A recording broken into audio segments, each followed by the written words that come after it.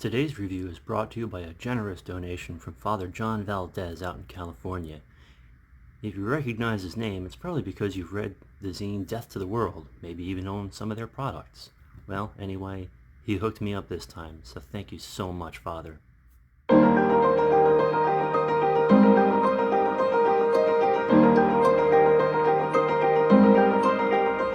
Well, hello there, and welcome back to Orthodox Review. This is episode 14. I was going to save, pardon me, this translation for episode 15, but I was just so excited to finally have it and be reading it that I wanted to share it with you all. This is the Psalms of David, translated by the late Donald Sheehan, with a couple of different forwards and essays, and it is marvelous. And in case you didn't notice, this artwork, and you'll be seeing this throughout the book, is by none other than friend of the show, Andrew Gould from New World Byzantine Studios. So that's pretty exciting. Anyway, let's discuss the pertinent publication information. It was finally published in 2013 by Whitman Stock in Eugene, Oregon, which actually uses the print-on-demand feature from the CreateSpace on Amazon and other platforms. So when you order this book, like when Father ordered this book, it was printed on 7th of November 2019, just for me. So thank you again, Father. Again, the translation by Donald Sheehan. The editors are his widow, Xenia Sheehan, who I believe now is a nun, and Hierodeacon Herman. I'm not even going to try to pronounce his last name because it's one of those Slavic last names that I just struggle with, so forgive me. Let's see. Well, Donald passed away in 2010, so it took about 3 years of editing and proofing and typefacing to get all this done. But most of it was completed before Donald's repose, as he did write the initial foreword and mentions Donald. I'm hoping, Don, if you're watching this episode, if you could chime in and maybe we can have a discussion about your work. Anyway, Father John Breck, wrote one of the introductory forwards, and you've got a couple of quotes on the back, but there's something that he wrote that I think really encapsulates the heart of this translation. And he said, quote, "He produced a translation that conveys the literal sense of the text with power and beauty, yet his sensitivity to the symbolic value of language has enabled him to use words in such a way as to move the reader beyond the intellectual grasp of the psalmist's message to a level of understanding that represents a true sensus plenior." That would be a deeper, fuller, and more complete meaning. And once I read that, I was like, okay, well, let's get into the Psalms then, right? As you can see, I've barely cracked into it. I'm only up to Kathisma 3. I will say that the language is absolutely beautiful. It's easy to read. It's in that classic Victorian style English. A lot of these and nows, but supremely readable. And he really preserves the cadence of the original Greek and Hebrew. One of the cool things, again, not a scholar, so I learn as I go, and in the prefaces it explains how when the Septuagint was done, how the Greek bent itself to capture and still convey the cadence of the Hebrew, and so Donald drew from both sources for this translation.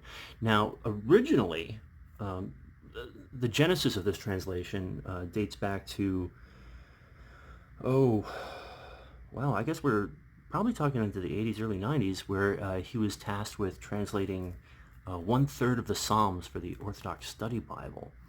And from there, he just couldn't stop himself, decided to translate them all. And so portions of these Psalms you will find in the OSB. in possibly in slightly different form. I did some comparisons last night, and yeah, I can see where several were definitely had his fingerprints on it.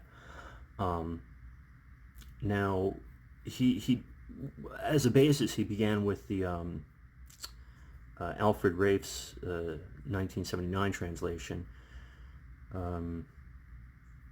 So now I've got to look at that one to see where his basis is. I would imagine the linear elements of the composition come from there. This is, of course, Septuagint numbering. Let's get into the actual Psalms themselves. And at the beginning of each kathisma, you have the beautiful line drawings from Andrew Gould. And I just tell you what, that would look pretty good as a tattoo, I'm not going to lie.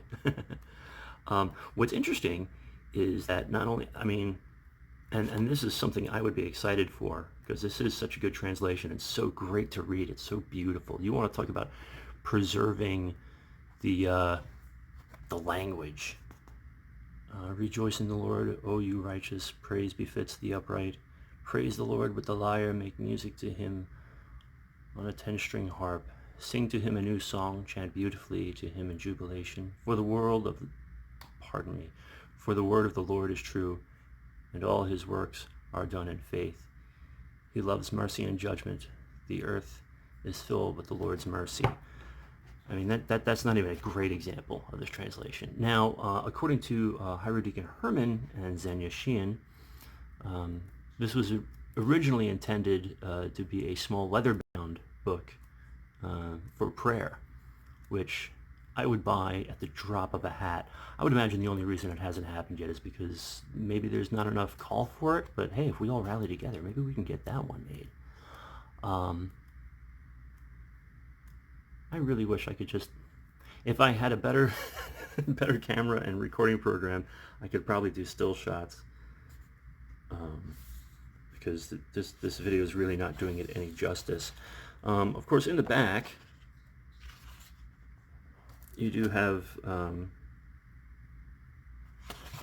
something that I think all psalters should have, and it should be this simple. It should be that simple. No fancy Roman numerals and all this blah blah blah. Just very simple instructions.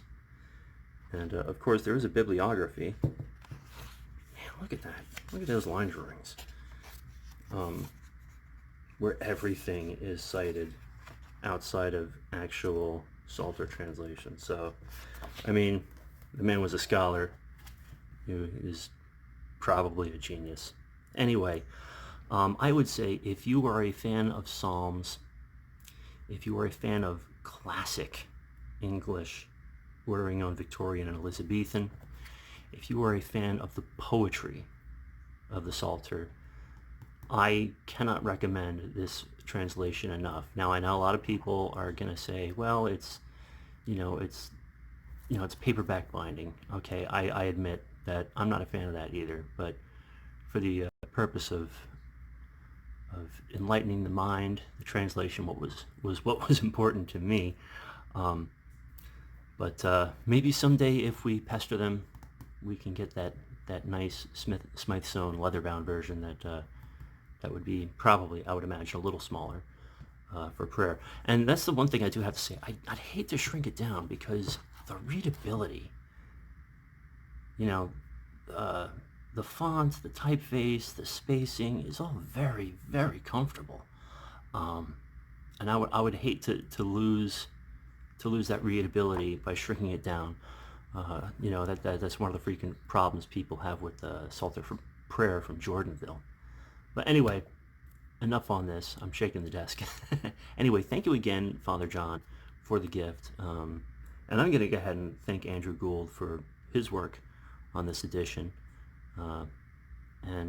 Yeah, the links will be down below. I'm also going to link you to another YouTube page here. But anyway, yeah, it's not an expensive book. At least I don't think so. I've stopped looking at prices because I don't know. I'll put the price down in the description. Anyway, thank you again for joining me today for this very brief look at this beautiful translation of the Psalms of David. I hope you all have a great day. May the prayers of the Mother of God and the psalmist David be with you. And don't forget to go to church, say your prayers, and remember God. God bless.